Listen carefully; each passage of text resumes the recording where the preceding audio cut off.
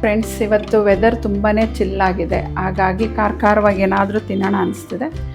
So vada ಮಾಡೋಣ ಅಂತ ಅನ್ನಿಸ್ತು, ಹಾಗಾಗಿ ಕಡಲೆಬೇಳೆ ನೆನೆಸಿಟ್ಟಿದ್ದೀನಿ. ಈಗ ವಡೆ ಹೇಗೆ ಮಾಡೋದು ಅಂತ ತೋರಿಸ್ತೀನಿ, ಬನ್ನಿ. ಫ್ರೆಂಡ್ಸ್, ಇಲ್ಲಿ ನೋಡಿ, ನಾನು ಹೇಳಿದ್ನಲ್ಲ ಆಗಲೇ ಕಡಲೆಬೇಳೆ ನೆನೆಸಿಟ್ಟಿರ್ತೀನಿ ಅಂತ. ನೆನೆಸಿ ನೀರಿಂದ ಆಚೆ ತೆಗ್ದಿದ್ದೀನಿ.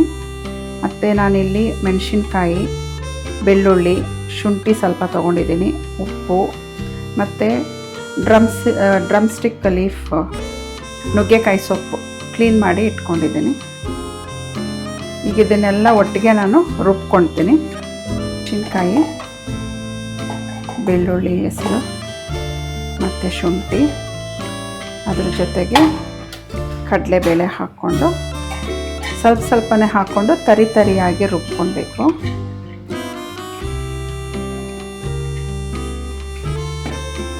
ಇದಕ್ಕೊಂಚೂರು ಉಪ್ಪು ಕೂಡ ಸೇರಿಸ್ಕೊಳ್ತೀನಿ. ಈ ರೀತಿಯಾಗಿ ತರಿಯಾಗಿ ರುಬ್ಕೊಳ್ಬೇಕು. ನೀರು ಹಾಕ್ಕೊಂಬಾರ್ದು ರುಬ್ಬಬೇಕಾದ್ರೆ, ಅದಕ್ಕೆ ಚಟ್ನಿ ಜಾರ್ ತೊಗೊಂಡ್ರೆ ತುಂಬಾ ಒಳ್ಳೆಯದು.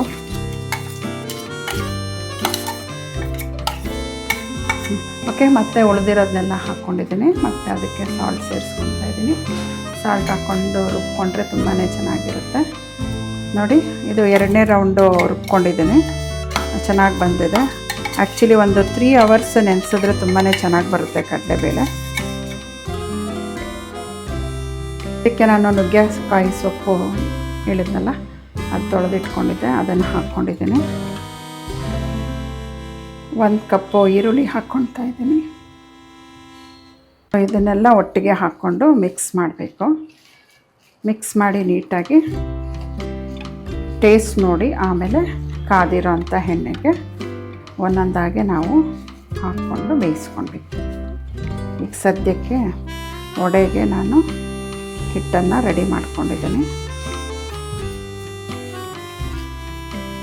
ಹಿಟ್ಟನ್ನು ನೀಟಾಗಿ ಹೀಗೆ ಕಲಿಸ್ಕೊಳ್ತಾ ಹದ ಮಾಡ್ಕೊಳ್ಬೇಕು. ಎಣ್ಣೆ ಕಾಯೋದಕ್ಕೆ ಇಟ್ಟಿದ್ದೀನಿ. ಸೊ ಎಣ್ಣೆ ಕಾಯ್ತಾ ಇರುತ್ತೆ. ಈ ಕಡೆ ನಾನು ಉಂಡೆ ರೆಡಿ ಮಾಡ್ಕೊಳ್ತಾ ಇದ್ದೀನಿ.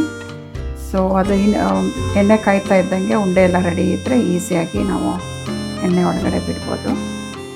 ಎಣ್ಣೆ ಕಾದಿದೆ, ಈಗ ಮೀಡಿಯಮ್ ಫ್ಲೇಮಲ್ಲಿ ಇಟ್ಕೊಂಡಿದ್ದೀನಿ. ಸೊ ಒಂದೊಂದಾಗೆ ಈ ರೀತಿ ಪ್ರೆಸ್ ಮಾಡ್ತಾ ನಿಧಾನವಾಗಿ ಎಣ್ಣೆ ಒಳಗಡೆ ಡ್ರಾಪ್ ಮಾಡಬೇಕು.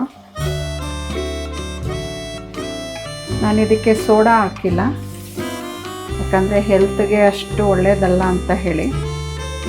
ತುಂಬ ಏನು ಡಿಫ್ರೆನ್ಸ್ ಬರೋದಿಲ್ಲ, ಸ್ವಲ್ಪ ಕ್ರಿಸ್ಪಿನೆಸ್ ಕಡಿಮೆ ಇರುತ್ತಷ್ಟೇ.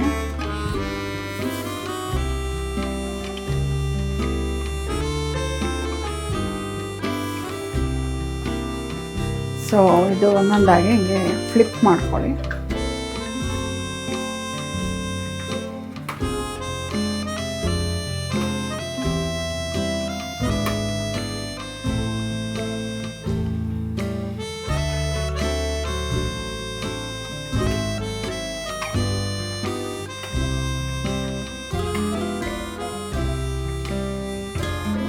ಸೊ ಈ ರೀತಿಯಾಗಿ ಗೋಲ್ಡನ್ ಬ್ರೌನ್ ಟರ್ನ್ ಆಗೋ ತನಕ ಬೇಯಿಸ್ಕೊಳ್ಬೇಕು ಚೆನ್ನಾಗಿ.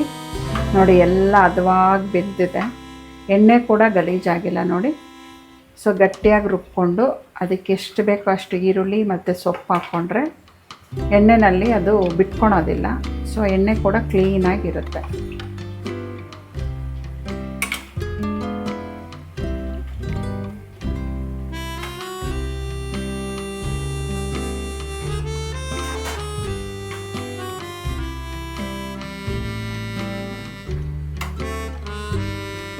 ಸೊ ಬಿಸಿ ಬಿಸಿ ವಡೆ ರೆಡಿ.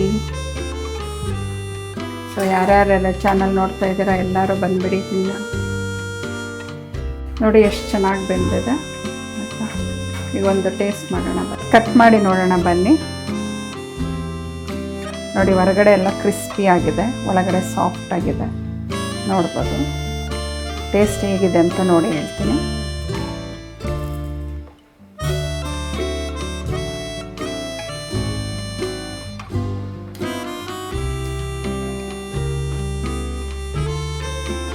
ಸೂಪರಾಗಿದೆ.